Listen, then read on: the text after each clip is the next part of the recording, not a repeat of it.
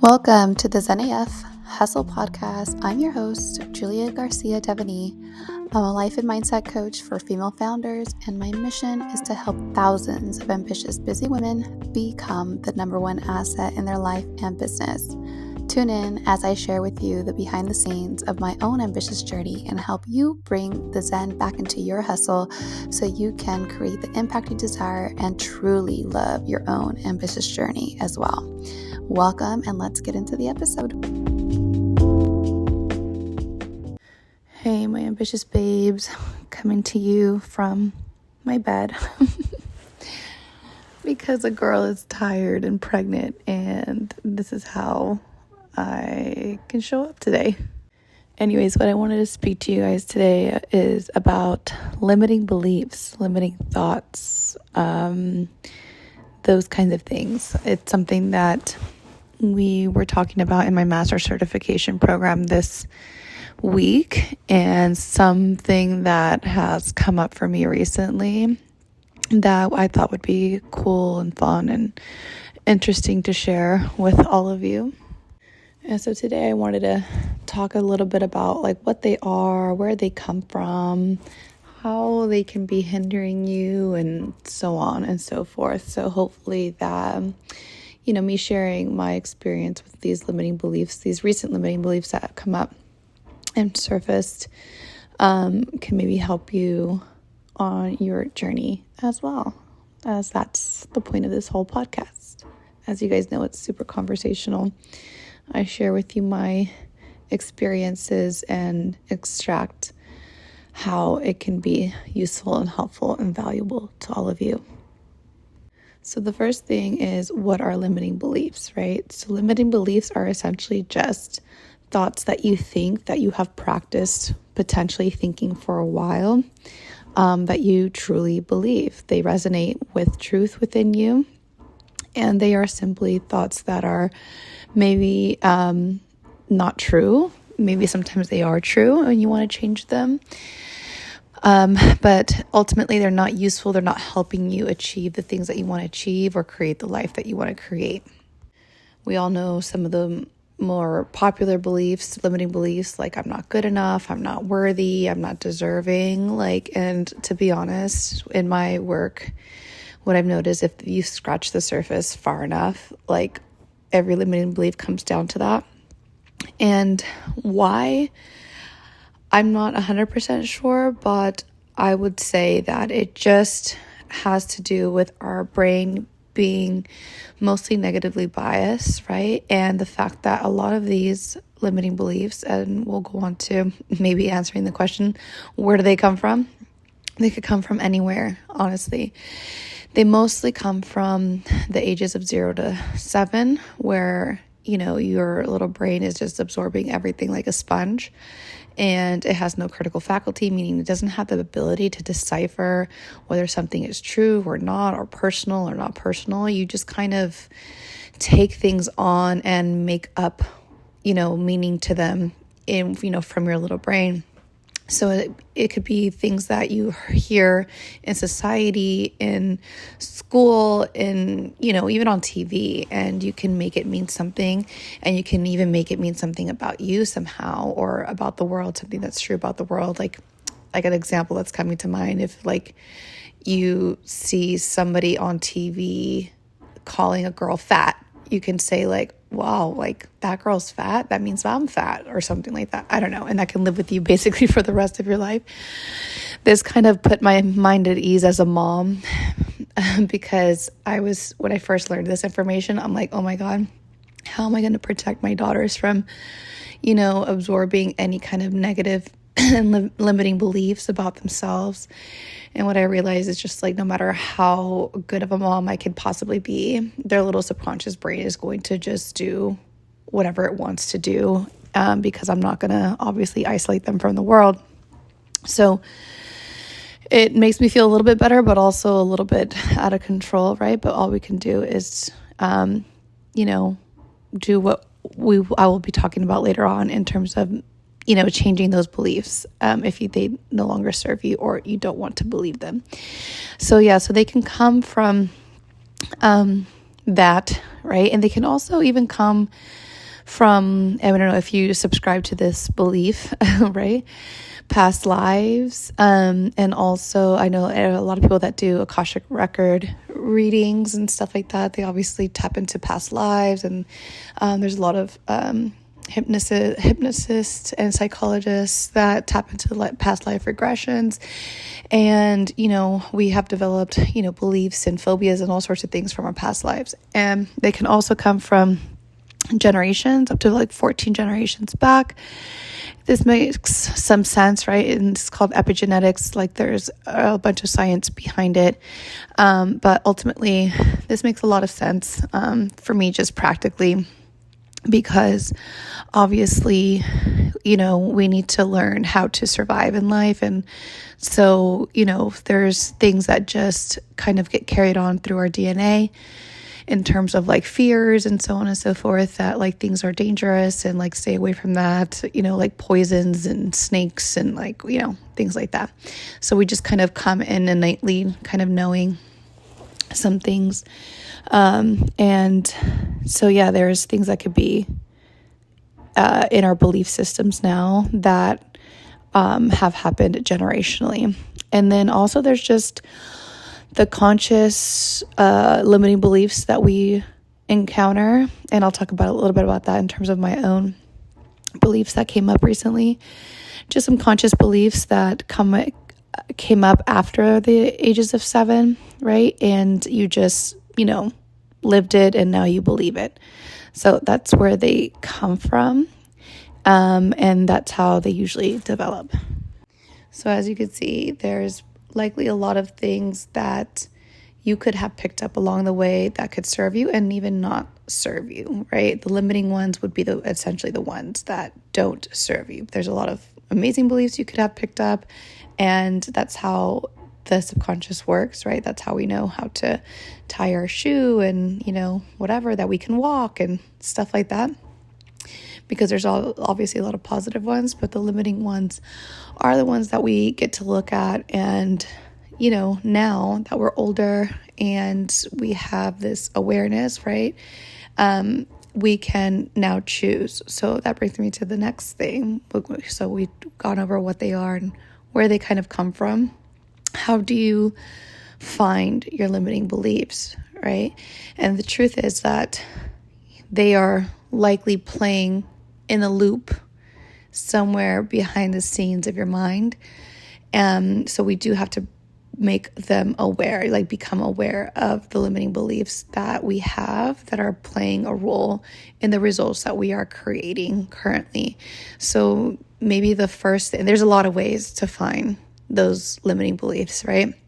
But maybe the first thing you would like to do is to look at an area of your life where maybe you're not getting favorable results, or you think you kind of like are onto yourself and you know that there's something there. Maybe if you look at a life wheel and you look at each component of your life and you give it a measurement of like how well it's going and how well it's not going, you can then start looking at where you might have some limiting beliefs.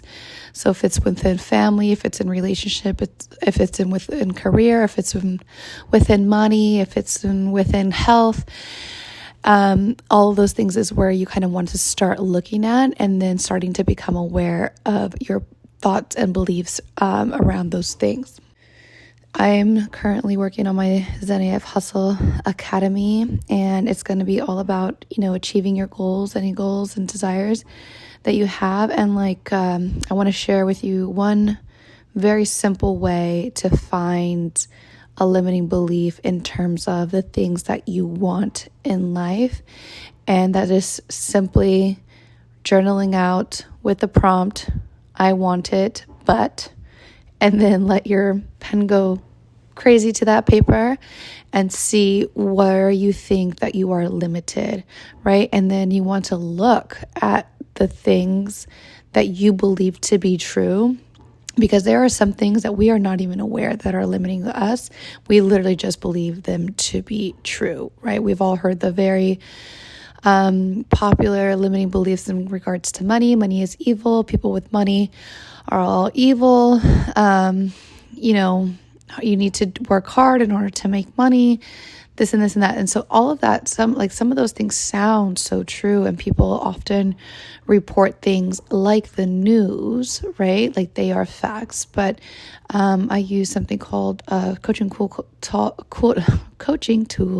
called the model, and you can clearly see how some things are just our circumstances, and how different people can have different thoughts and therefore beliefs about those very same circumstances. So, which makes those beliefs and thoughts, subjective, right? It's like sometimes they're true and sometimes they are not true. So, like, what do you find true to be about relationships? What do you find true to be about money? What do you find true to be about any aspect of your life that you want to look at? And then start listing out those thoughts and those beliefs. And we can start looking at them and seeing if they are true, if there's actually truth to them, or if you have just simply been trying to find evidence because that is what you believe to be true, right? Because we're going to perpetuate what we believe is true. Our brain is naturally going to want to find evidence to, believe what it is that we already believe, right? And so that's where it gets tricky, especially when you want to believe something new. There's a cognitive dissonance that happens for a little while until you kind of are able to jump 2 feet into the new thought and the new belief, and be kind of full force and fully embodied into that new belief. And so depending on how kind of hardwired those thoughts or beliefs are, right? If they're beliefs, then they're definitely pretty hardwired. It depends, and also depending like how far back they go and such. The next question obviously becomes like, how do we change those beliefs if we know that they're not serving us?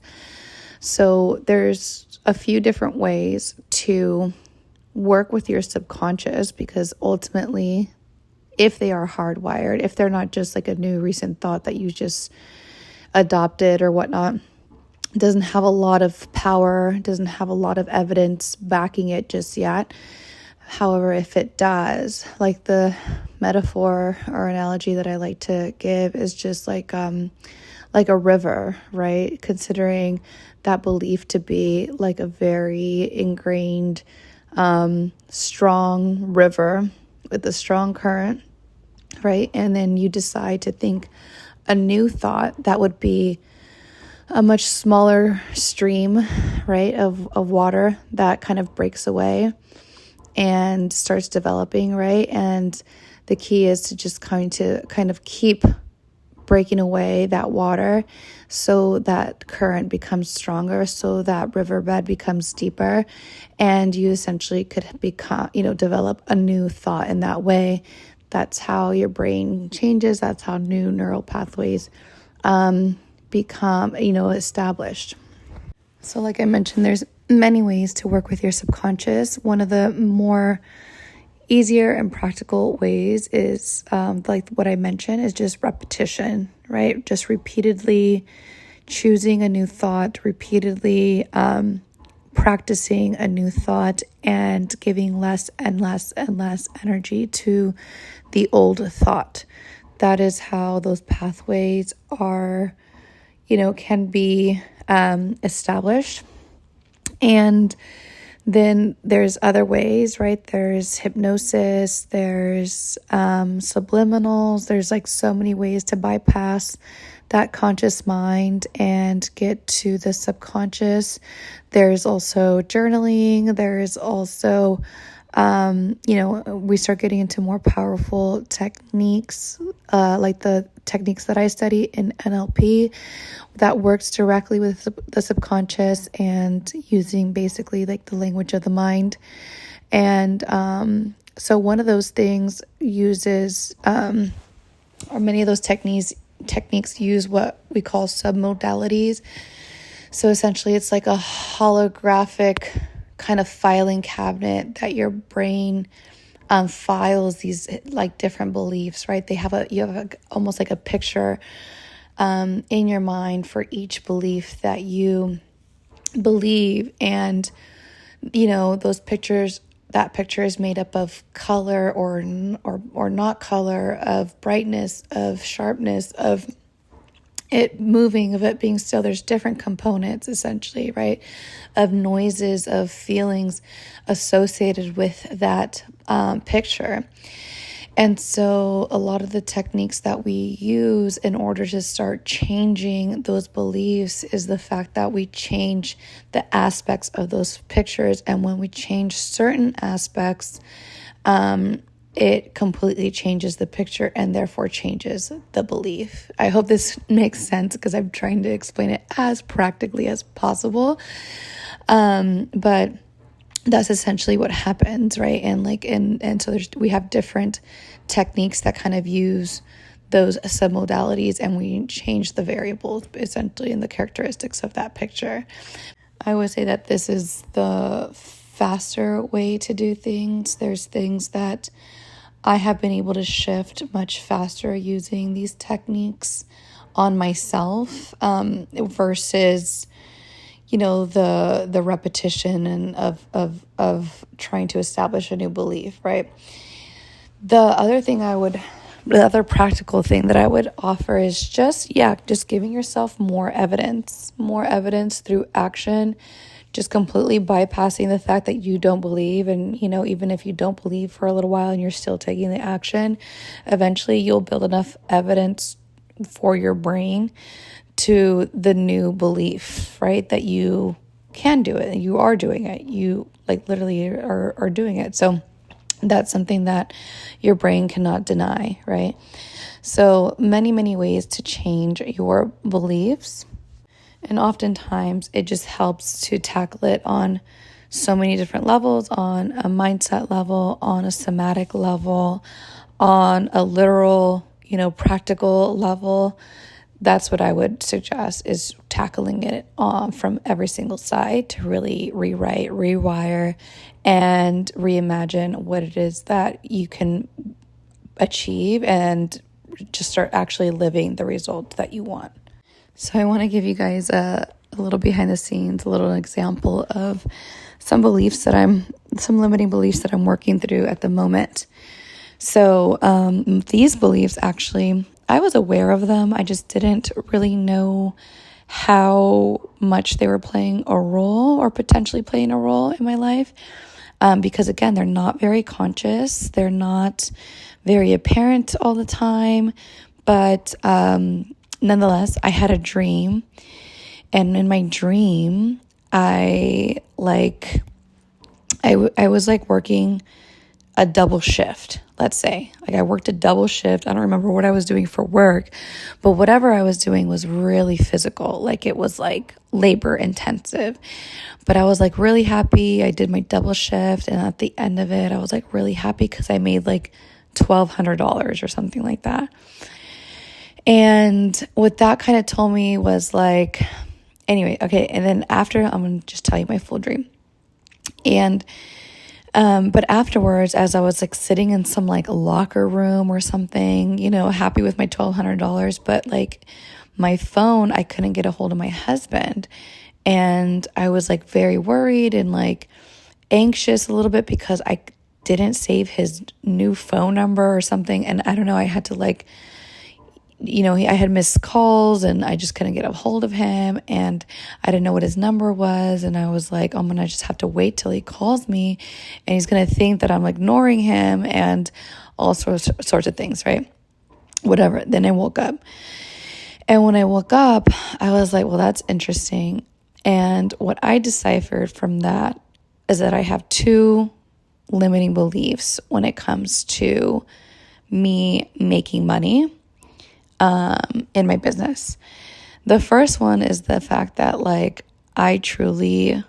it's clear that I believe that I cannot make money with just my own brain, just with my own self, my own brain, just sitting behind my computer and, not laboring, not trading my time for my direct time for money, and not completely, using a lot of physical strain basically to make money, like actually laboring, like hard work, right?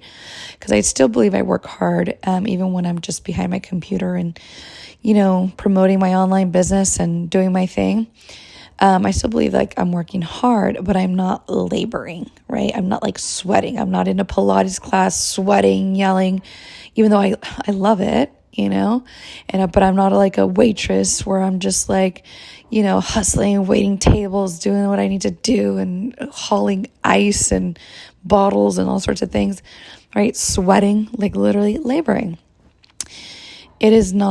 I'm not clocking in and I'm not clocking out. I'm just working on my own accord while my babies are at school and like everybody's being taken care of and I just have my own free time. It is not translating the same, right?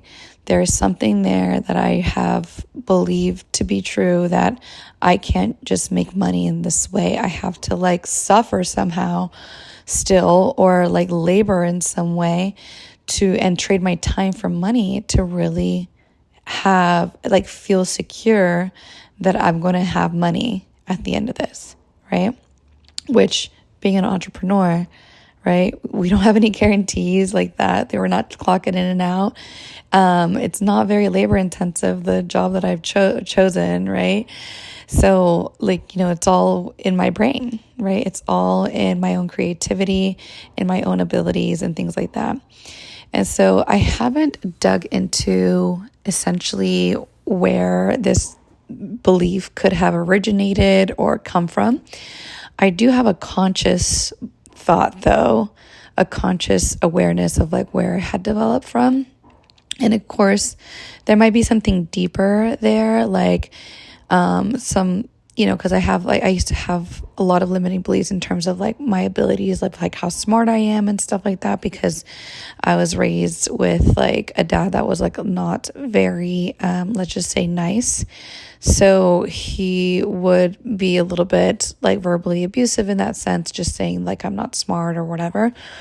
But nonetheless, right, I feel like I had worked through that. I went to college. Like I gave myself so much evidence of just how untrue all of those beliefs were. And, I made it out. However, when I made it out of college, I graduated in a recession and I felt quite bamboozled, to say the least, right? Is because I went through so much to prove to myself that I am smart enough not only to go to college and I have the ability to go and not just smart enough, but also financially, I figured out a way to go, which was also like another huge hurdle considering like how much lack I had been harboring in terms of beliefs. So the belief of like that I'm not smart enough, the belief that there's not enough, that I'm not enough, all of that was completely overturned in a way that when I went to college, it was such a big feat for me.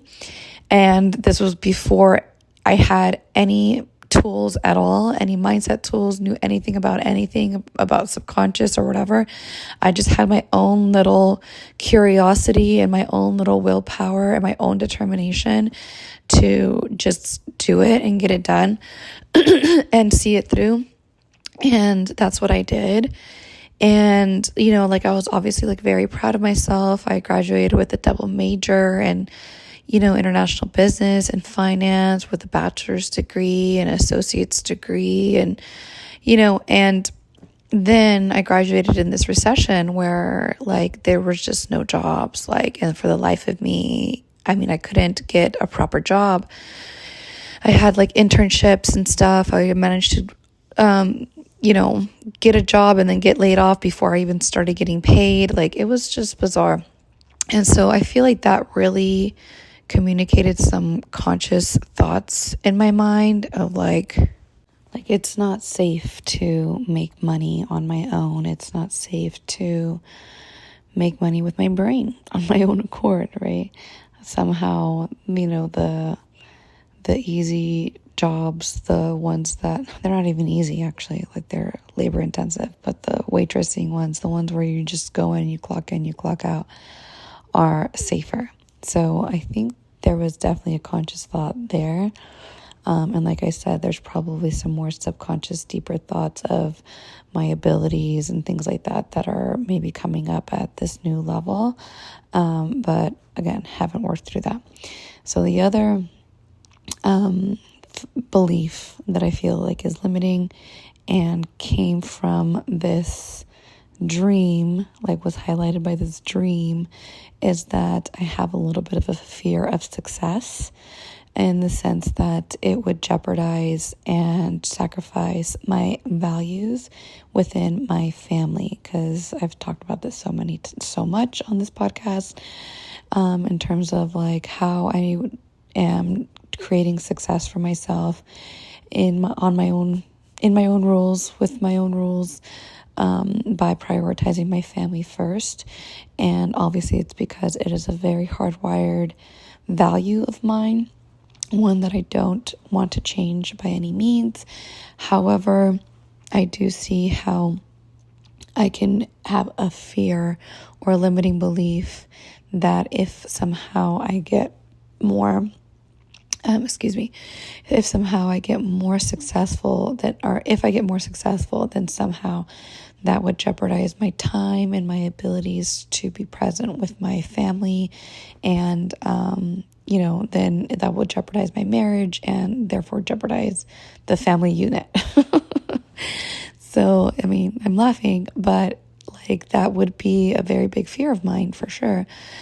And, ultimately, like logically, it would be up to me, to decide what I want to do, where I want to spend my time and things like that. I'm still in control, but my subconscious is doing its job. It wants to keep me safe and protected from anything that I deeply value and I have deemed important, like my family. And so it will play out in different ways so that I cannot achieve the level of success that I consciously say I want to achieve, right?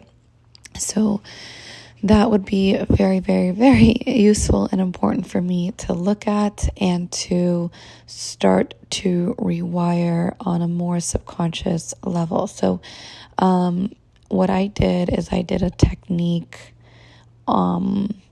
for the first limiting belief, and that was very eye-opening. The learnings were very, just spot on. And so I'll be working through both of those limiting beliefs with some of my peers in my master certification program, and obviously doing the practical stuff that I can do on my own, just rewiring in a very repetition kind of way, finding new affirmations to do, journaling out any fears or things that I have, and just solving for problems that I think that will come up, all the practical things. But again, there's some subconscious things that I could do in terms of techniques that would be very, very potent and work much, much better and faster, such as like hypnosis, EFT, things like that. So again, hitting it on a very practical level in terms of evidence for myself, like I'm still taking the steps forward and things like that. I'm still using repetition. And then hitting things from a subconscious point of view in terms of like different techniques like hypnosis and some NLP techniques, and then somatically, right? EFT and breathing through it. So I'm really excited what I'm doing right now is actually just I'll be taking these limiting beliefs and running them through my process in my ZenAF Hustle Academy. And that's what I'm doing right now, is like really just seeing if I can rewire these things as I take action and move towards the results and the goals that I'm working towards, right? Which is right now to launch my Get ZenAF brand with my first product, the ZenAF Wellness Planner, coming out hopefully before the holidays this year. So working diligently towards that while I also try to rewrite these beliefs, because ultimately I believe that I can get it done, right? I can achieve the goal that I want. I just believe that, I don't believe that this is true, that the more that we can kind of get our beliefs on board with the actions that we're actually taking and the results that we're actually getting, that's really what makes the journey a little bit more enjoyable and just more enjoyable and more fulfilling, right? It's like it just makes it overall easier and potentially faster. So that is why it's so important to get all of these things kind of in alignment, both like how your nervous system feels and how the thoughts that you are thinking and then the actions you're taking.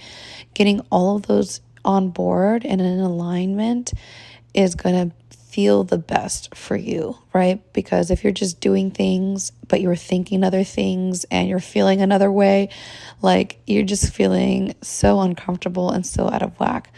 And so now that I know that these are beliefs that are still playing a role in the background somewhere, right? Because when you dream, your subconscious mind is working, like it's like, communicating with you. It's trying to solve problems and things like that. So that's why I feel very fortunate that like it gave me this dream where it was just like, boop, here you go. Like this is what's going on in your background. So you might want to look at that so that you're not working aimlessly and those results come faster to you and you actually get what you want at the end of this, since you're working so hard towards this. You don't want it to, you don't want to get scared at the very last moment and jeopardize and sabotage your results because somehow you think that that's going to take time away from your family. And you don't want to, just keep doing this, believing that, if you're not laboring, you're not going to get anything out of it, because you are worthy of just using your mind and your abilities and your skill sets to make a good living for yourself, right? So I'm almost getting emotional just like speaking all these positive beliefs that are the opposite of what I had been speaking about, telling you guys about, right? And somehow playing, or likely playing in the background of my subconscious somewhere. So that's what I'll be doing. That's where what my limiting beliefs are currently. And yeah, I'm going to be really going through that this summer and like really like looking at those things. I don't feel like they just are done overnight, but I do feel like I have some very amazing processes that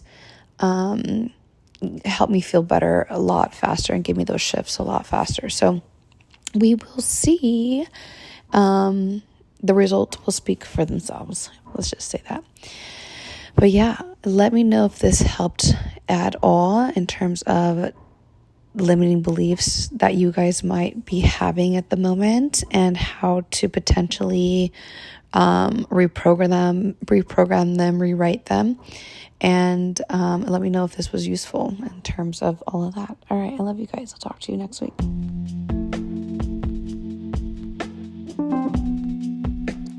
Thanks for listening, Ambitious Babe. If you loved this episode, take a screenshot and share your favorite takeaways with me at Julia Garcia Devaney, and be sure to leave us a review, as that would mean so much. And if you're ready to put the Zen back into your hustle and love your ambitious journey, be sure to download the Get Zen AF app, where you'll learn to prioritize yourself and truly become the #1 asset in your life and business. It's available in the App Store and Google Play. Check out the links in the show notes, and I'll see you inside.